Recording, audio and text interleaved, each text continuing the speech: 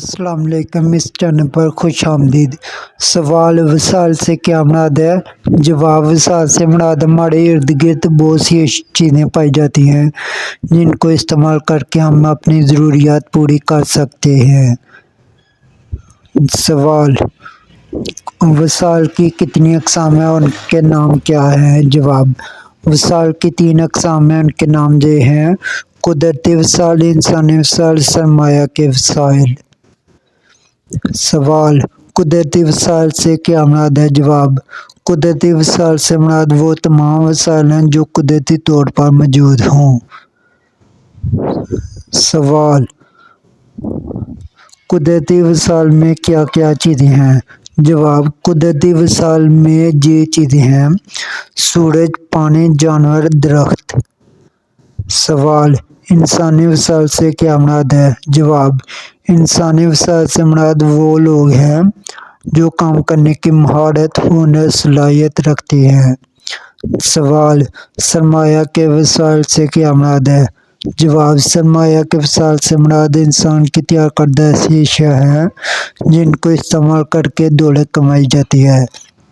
سوال: قلت کسے کہتے ہیں؟ جواب: جب وسائل یا اشیاء لوگوں کی ضرورت کے لحاظ سے کم ہوں۔ سوال: اشیاء بیچنے والے کو کیا کہتے ہیں؟ جواب: اشیاء بیچنے والے کو فروخت کنندہ کہتے ہیں۔ سوال: آلودگی سے کیا مراد ہے؟ جواب: آلودگی سے مراد ماحول میں ایسی نقصان دہ اجزاء کا شامل ہونا ہے۔ سوال: آلودگی کی کتنی اقسام ہیں؟ جواب: آلودگی کی 4 اقسام ہیں: زمینی آلودگی، فضائی آلودگی، آبی آلودگی، صوتی آلودگی۔ سوال: نایاب جانوروں کے تحفظ کے لیے کیا اقدامات ضروری ہیں؟ جواب: نایاب جانوروں کے تحفظ کے لیے زیادہ سے زیادہ درخت لگانا، جنگلات کی غیر ضروری کٹائی کی روک تھام۔ سوال: ناپید جانور کسے کہتے ہیں؟ جواب: ایسے جانور جو دنیا میں موجود ہوں لیکن ان کی نسل آگے نہ ہو، اسے ناپید کہتے ہیں۔ سوال: مٹی کی کتنی اقسام ہیں؟ جواب: مٹی کی 3 اقسام ہیں: دریائے سندھ کی مٹی، پہاڑی مٹی، صحرائی مٹی۔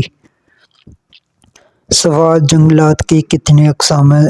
جواب: جنگلات کی 6 اقسام ہیں: پہاڑی جنگلات، دریائی جنگلات، دامن کوہ کے جنگلات، نہری آبپاشی کے جنگلات، مغربی کوہستانی کے جنگلات، ساحلی جنگلات۔ سوال: پاکستان کے نہری نظام میں شامل نہروں کی 4 اقسام کے نام لکھیں۔ جواب: پاکستان کے نہری نظام میں شامل نہروں کی 4 اقسام کے نام یہ ہیں: سیلابی نہریں، دومی نہریں، غیر دومی نہریں، رابطہ نہریں۔